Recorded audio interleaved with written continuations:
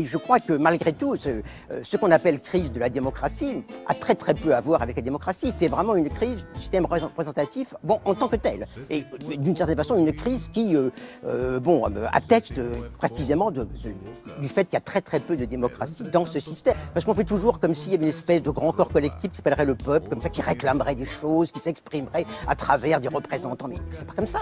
Il y a une offre en quelque sorte, et bon, on se situe par rapport à une offre, mais je crois que fondamentalement, il faut inverser un peu les choses. On dit toujours, on fait toujours comme si c'était le peuple qui crée en quelque sorte la représentation. Non, c'est la représentation qui crée le peuple.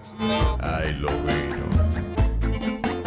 Seguro que fueron los vinos.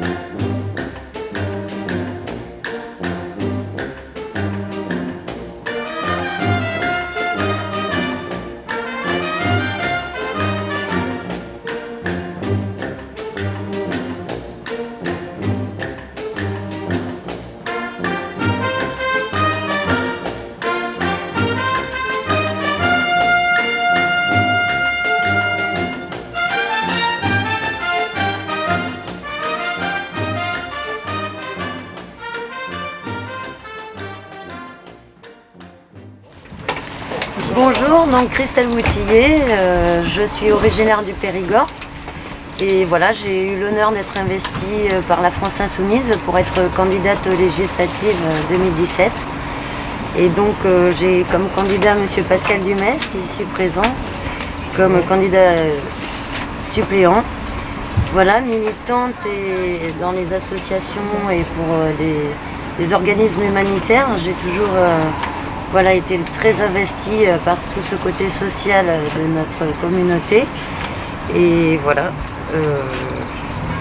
je souhaitais dire qu'il était content d'envisager la politique autrement, à savoir que nous étions plus de 7 millions dans les urnes au premier tour des élections à avoir voulu et espérer un changement. Donc voilà, les législatives s'inscrivent dans cette même dynamique et donc le changement on le veut, on le souhaite. Et voilà, on espère et on fait tout pour qu'il y ait un maximum de gens qui viennent voter lors de ces deux cours. Et donc au niveau de ce troisième tour des élections pour les législatives.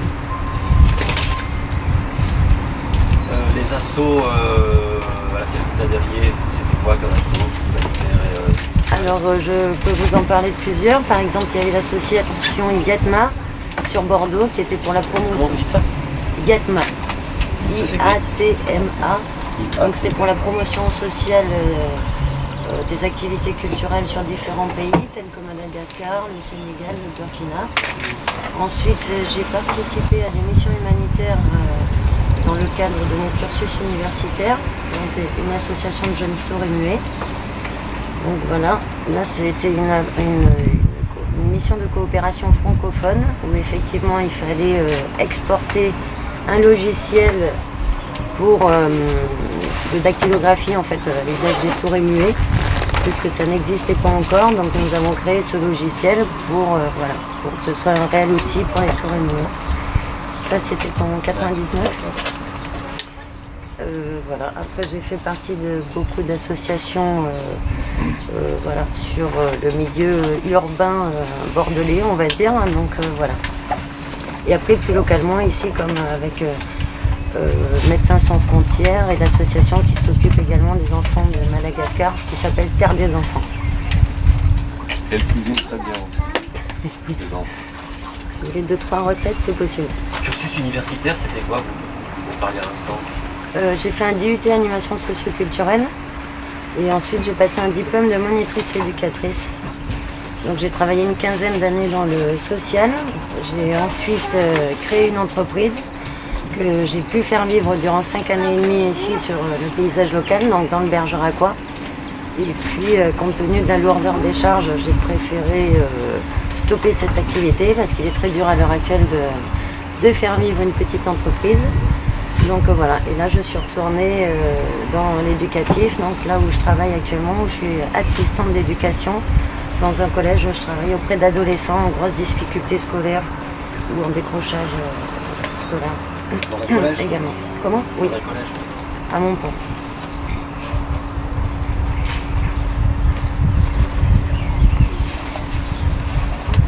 Pascal, tu as eu des applications associatives aussi? Il y en a qu'un seul. Ah. Sur Pascal, des infos? Non, c'est bon. Eh bien, pareil, alors moi c'est original, j'ai fait aussi un DUT d'animation. J'ai beaucoup milité aussi dans les milieux associatifs. Alors sur Bordeaux c'était les milieux plutôt libertaires. Et après en revenant sur le Bergeracois, puisque je suis originaire aussi de la région, j'ai fait toute ma scolarité jusqu'au lycée sur le coin. Et après en revenant, j'étais investi dans la création des antennes locales du réseau Éducation sans frontières. Et après un des co-organisateurs de Alternativa Bergerac, qui était le village des changements, des alternatives au changement climatique. Donc voilà, des domaines qui se retrouvent dans ce qu'on défend au niveau de la France insoumise. Et après, nous, ce qui est important, c'est qu'en fait, justement, on ne fait pas une campagne comme les autres, parce que pour nous, la campagne présidentielle et législative, c'est une seule et même campagne, puisqu'on défend les mêmes objectifs, les mêmes valeurs, et notamment pour tous ceux qui prétendent au niveau local pouvoir faire quelque chose, en fait, c'est mentir déjà aux citoyens, puisque le député n'a aucun pouvoir local, il est là pour faire les lois et proposer de nouvelles lois. Et nous, c'est notamment l'urgence écologique, après la transition, voilà, on a l'urgence sociale et après la 6ème République, donc créer une assemblée constituante. Et ça, c'est toujours possible si justement on obtient la majorité aux législatives. Donc on travaille pour et on appelle tout le monde à nous rejoindre, tous ceux qui ont été déçus, tous ceux qui ont peur aussi de ce qui nous attend à travers Macron et notamment sa casse à la fois du code du travail puisqu'il va déjà s'y attaquer par ordonnance et aussi le droit du chômage où on sait que déjà il y a dans l'idée on refuse 2 offres et on est radié et quand on voit justement ce week-end il y a une étude qui est sortie via la CGT où plus de 50% des offres sur Pôle emploi sont des offres fausses, donc ça pose déjà des soucis. On se dit en fait comment alors on va faire pour pouvoir vraiment choisir les emplois et garder ses droits. On veut défendre aussi l'agriculture locale, l'agriculture biologique. On veut également défendre toutes ces valeurs-là au niveau du local, mais en proposant des lois au niveau national. Donc on est bien d'accord, tous ceux qui nous renvoient à une politique de proximité, ça le sera évidemment, mais tout en proposant des lois à l'Assemblée nationale. Voilà, il faut que ce soit fait. Vous avez déjà adhéré à des partis politiques? Absolument pas. Jamais. Alors justement, pour compléter la question, vous parlez de la 6ème République, donc j'imagine que vous pensez que la 5e est une constitution qui n'est pas la meilleure constitution pour donner la voix aux citoyens. Qu'est-ce qui vous a poussé à vous engager auprès du mouvement, enfin du Parti des Insoumis, et ne pas vous présenter en tant que candidat hors parti ou hors mouvement? C'est une des raisons principales, vous venez de l'évoquer, c'est que ce n'est pas un parti politique, c'est un mouvement. On ne demande pas d'adhésion, on ne demande pas de carte à ce parti. C'est un mouvement citoyen où justement on a demandé la collaboration et on le voit bien au niveau de toutes les actions qu'on fait, c'est-à-dire qu'on va à l'encontre de la population, des citoyens, on va justement regrouper toutes ces idées, toutes ces émergences en fait de volonté en fait à mettre en place sur cette 6ème République Et effectivement, on trouve qu'elle est un peu obsolète dans la mesure où on est contre l'oligarchie présidentielle et qu'on veut effectivement une pluralité de gouvernement. Et donc voilà, avec une assemblée où on donnerait la parole et de l'importance à la population et aux citoyens. Moi, c'est notamment ce côté des élus mandataires révocables qui n'a jamais été proposé jusqu'à présent et où en fait justement c'est redonner la vraie démocratie, c'est le pouvoir du peuple, hein. Donc là on y revient puisque l'élu s'il ne fait pas son travail, il est démissionné par le peuple et mandaté, c'est-à-dire que justement contrairement à avant où le député il propose des lois et il vient rendre compte sur son territoire en disant voilà j'ai décidé de faire ça, là ça sera l'inverse. Et l'Assemblée citoyenne, on le voit d'ailleurs, hein, tous les insoumis qui sont là, c'est eux qui mènent la campagne, c'est pas nous, hein. Vous parlez de mandat impératif en fait là. Non, vous parlez de mandat impératif ou... Alors, c'est entre les deux, c'est-à-dire que nous irons proposer à l'Assemblée ce qui a été décidé et débattu au niveau local.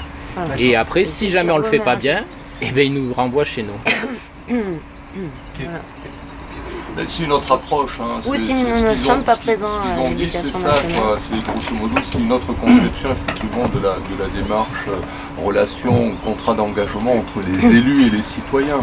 Ils ne sont pas, comme tout un chacun, spécialistes de tout ce qu'il faut. Donc il y a suffisamment de compétences parmi nos citoyens et nos concitoyens pour pouvoir aborder la question de la planification écologique, pour aborder la question de la démocratie, pour aborder la question des urgences sociales, en lien avec la réalité des territoires bien évidemment. Mais tout ça, tout ce qui fera à l'échelle de la circonscription de Bergerac, ça sera aussi fait dans les 4 circonscriptions de Dordogne et dans les 577 circonscriptions. Notre ambition, c'est d'imposer une première cohabitation à Macron. À savoir que nous avons des candidats présents sur l'ensemble des circonscriptions. Donc ça, c'est aussi... Ça fait sourire, mais c'est un objectif. Il faut avoir des objectifs ambitieux. Voilà. Ah oui. Il y a que 2 bruits, vous voyez, sur le bateau. C'est dommage parce qu'il y a que 2 prétendants. S'ils vont pas, on les fout à l'eau. Ils savent nager, on le sait. Hein. Ah comme toutes les personnes qui vont à la Chambre des députés. Et donc, est-ce que vous avez déjà prévu un mode de fonctionnement tant que, si vous êtes élu, pour justement prendre un peu le pouls du territoire local? Est-ce que vous allez organiser comme la députée sortante actuelle, à peu près un lundi par mois, c'est ce qu'elle appelle les lundis de la députée? Est-ce que vous avez déjà prévu quelque chose? Alors oui, parce que déjà dès le début, nous sommes dans un fonctionnement et une création citoyenne, c'est-à-dire que nous ne sommes pas imposés candidats, c'est des assemblées de citoyens, donc des assemblées locales.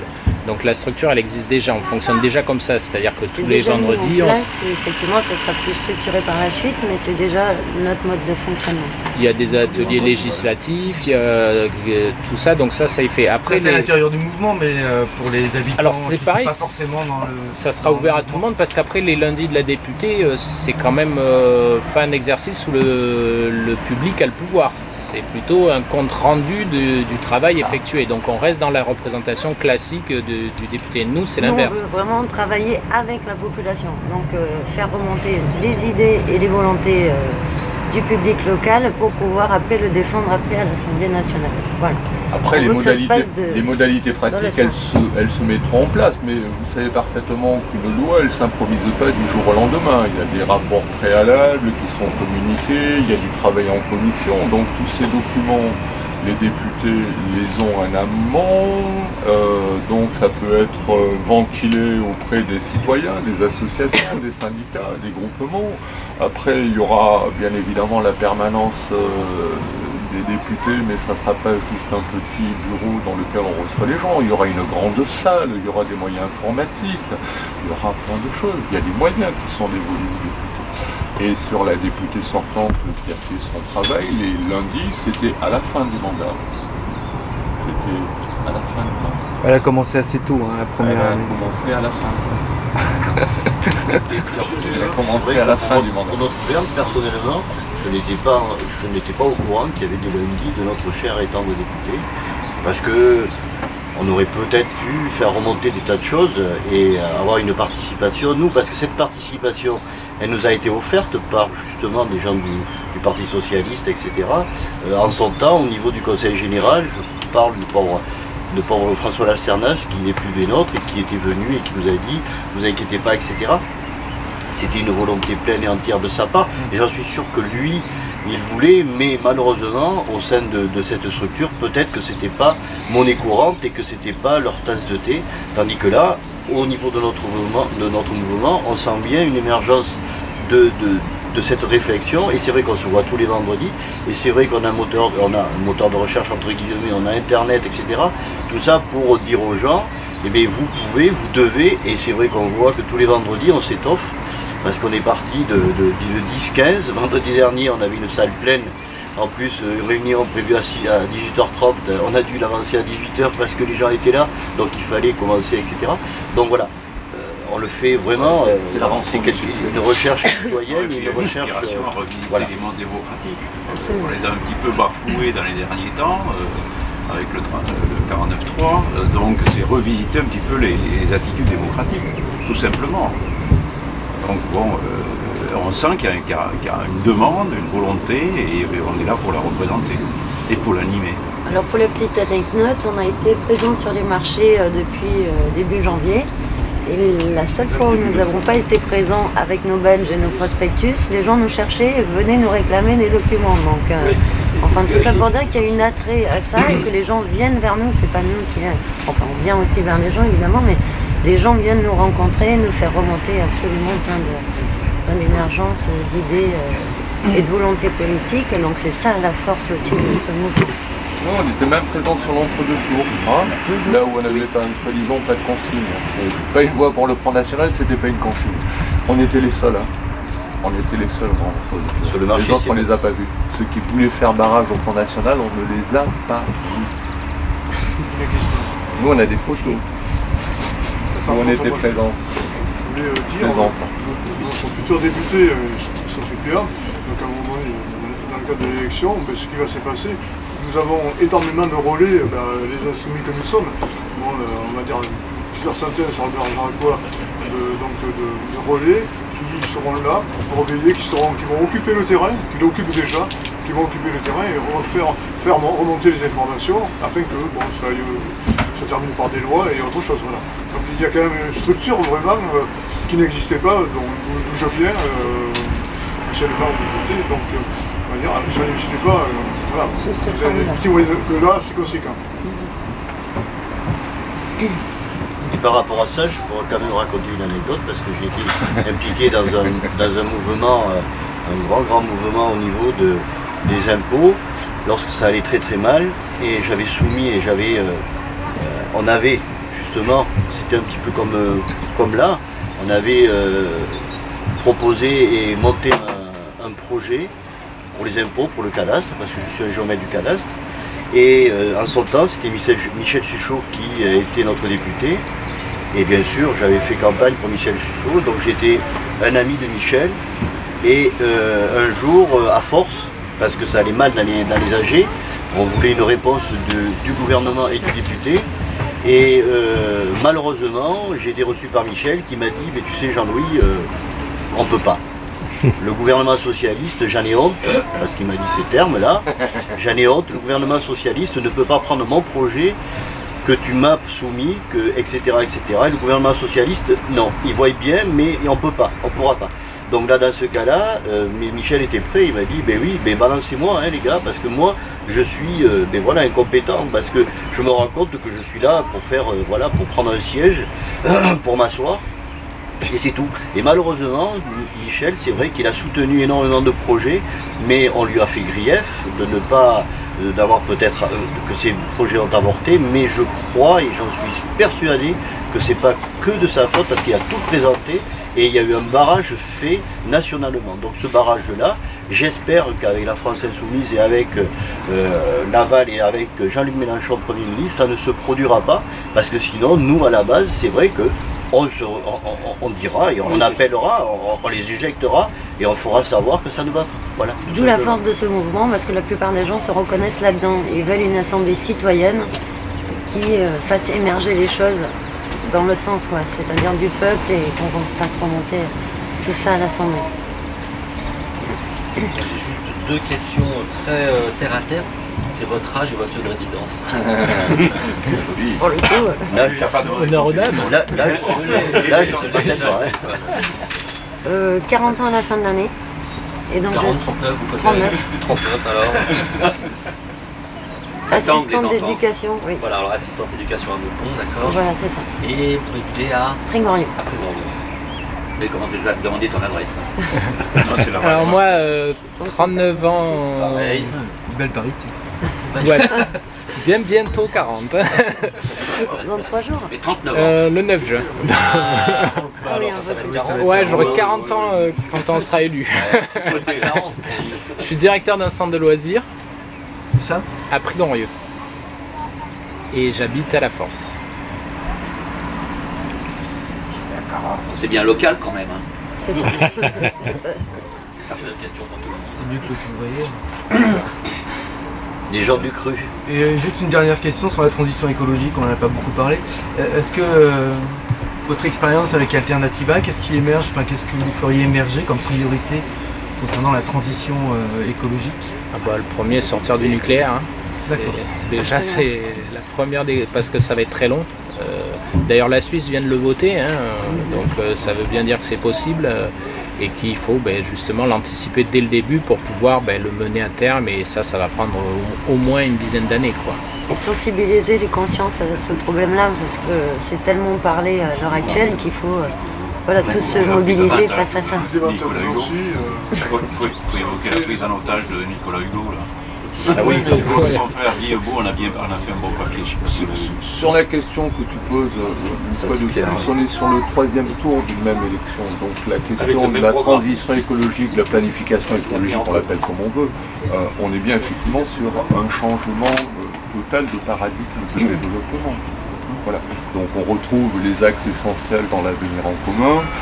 Tous les axes essentiels d'avenir en commun nous sont traités dans 42 livrets thématiques. Il y a plus de 400 pages de réflexion collective dans la préparation du projet, du programme. Le programme a été édité, il a été poursuivi de groupes de réflexion, de travail, d'études, voilà. Donc c'est le projet. Alors on ne va pas redétailler ce que notre porte-parole à l'élection présidentielle a maintes fois présenté, les 100 milliards de relance, avec les priorités dans les différents axes du développement. Bon voilà, après s'il faut détailler, on est à votre disposition, sinon on peut vous renvoyer sur les chaînes YouTube, sur tous les éléments du projet, du programme, les livrets. Non, vous avez de quoi gratter, hein, non, je plaisante.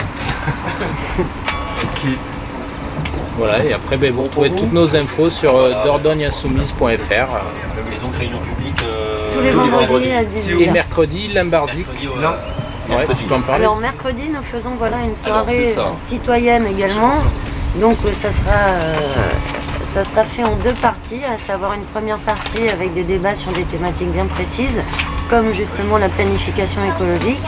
Et en suivant, nous aurons un petit concert avec 2 participations de 2 groupes différents et la possibilité de se restaurer sur place avec de Donc on lance le 24, ce qu'on a prévu dans le cadre de la campagne, c'est-à-dire toutes les semaines du lundi au jeudi, les candidats, les insoumis donneront rendez-vous aux insoumis et aux citoyens dans un certain nombre de localités qui couvrent les différents cantons.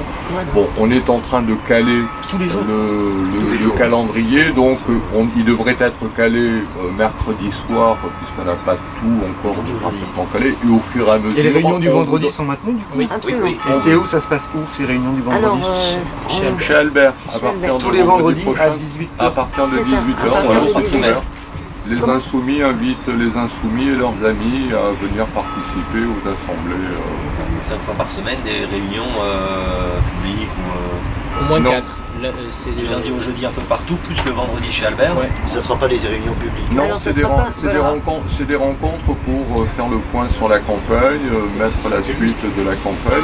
Et les rendez-vous publics, ce seront de 18h à 20h dans différentes communes, Douville, ici Jacques, Montpellier. il y a des rencontres citoyennes sur l'ensemble de la circonscription avec des réunions publiques tous les vendredis chez Albert. On le passera au fur et à mesure. Il n'est pas complètement établi. Après voilà, il y aura tout un tas d'actions aussi mises Et en après, place. présence sur le marché public, les marchés publics. Et le 5 juin, le 4 juin, à Bourgour, on a un gros événement départemental, mais là on vous tiendra au courant aussi, parce que ça va démarrer le matin avec un rendez-vous départemental sur Bourg le dimanche 4 juin. Et au fur et à mesure, vous aurez les infos. On ne va pas vous assaillir de 1000 infos et de 1000 communiqués. On vous tiendra au courant des éléments de campagne, des rendez-vous. Si vous souhaitez vous joindre à nous, vous viendrez. Voilà. Après, les candidats ont des temps contraints, ils bossent tous les deux. Donc, ils ne seront pas disponibles pour répondre aux doléances à l'interview du truc pour la réaction. Voilà. Après, on a nos pages, on a notre site internet, vous avez les éléments et on vous enverra directement. Après, vous avez des sollicitations, vous n'hésitez pas. Il y a un directeur de campagne, il y a des chargés de presse. Voilà. Le directeur de campagne, c'est qui? C'est Jean-Louis. Non, il n'est pas là aujourd'hui. Il travaille. Et sur les autres circuits, pour info, c'est la même configuration, c'est-à-dire 4 réunions par semaine, plus... ça dépend de chaque circonscription. C'est le principe qui est en vigueur presque partout. C'est plus ou moins ça, en effectif, il faut regarder le programme, l'humain d'abord. Donc quelque part, on se démultiplie pour aller au contact de l'humain d'abord. C'est-à-dire aller en contact le plus direct, on ne fait pas comme d'habitude, très peu du boitage, des choses comme ça. Mais c'est l'humain d'abord, donc on va au maximum au contact des individus et des votants. Pour porter la bonne parole. J'en ai que deux.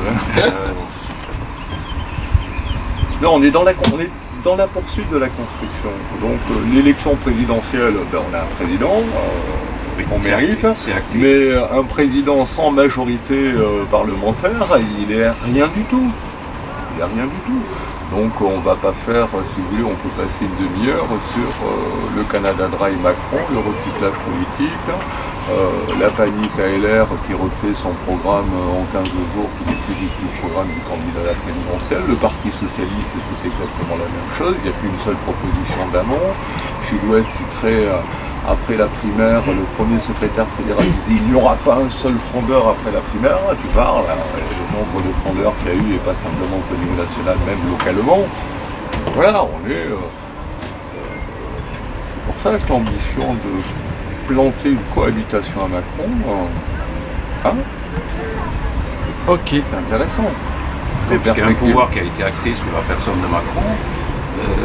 Mais on est toujours dans le cadre de la 5e, on le regrette un petit peu. Et donc là, on est en opposition complètement. Donc la meilleure des choses, ça serait une cohabitation, parce que bon, maintenant, on ne va pas pouvoir le remplacer tout de suite. Mais la meilleure des choses, ça serait la cohabitation. Mais on est dans une opposition au pouvoir qui vient d'être acté. On le prend en compte, mais bon, on est en simple opposition. Donc je viens, c'est-à-dire de l'enseignement de l'NPA. Je pense qu'en 2018, au mois de mai, nous serons à 50 ans de 1968. Et comme souvent, malheureusement, l'histoire nous repasse le plat. Café été. Non, merci. Envoyez. Sinon, il y en a, on le boit sur pour ceux qui le souhaitent. Pardon Vous travaillez Sur les travailler. Ah, vous allez travailler, ah oui, d'accord. Il y a même des petits gâteaux et des croissants. Alors après, c'est comme vous. Bon, mais merci bien. Merci à vous. Merci beaucoup. Et à ce soir. Merci de votre écoute. Eh ben, ça va. Et je crois que malgré tout, ce qu'on appelle crise de la démocratie a très très peu à voir avec la démocratie. C'est vraiment une crise du système représentatif, bon, en tant que tel. Et d'une certaine façon, une crise qui, atteste précisément du fait qu'il y a très très peu de démocratie dans ce système. Parce qu'on fait toujours comme s'il y avait une espèce de grand corps collectif qui s'appellerait le peuple, comme ça, qui réclamerait des choses, qui s'exprimerait à travers des représentants. Mais c'est pas comme ça. Il y a une offre en quelque sorte, et bon, on se situe par rapport à une offre, mais je crois que fondamentalement, il faut inverser un peu les choses. On dit toujours, on fait toujours comme si c'était le peuple qui crée en quelque sorte la représentation. Non, c'est la représentation qui crée le peuple. Ay, lo vino. Seguro que fue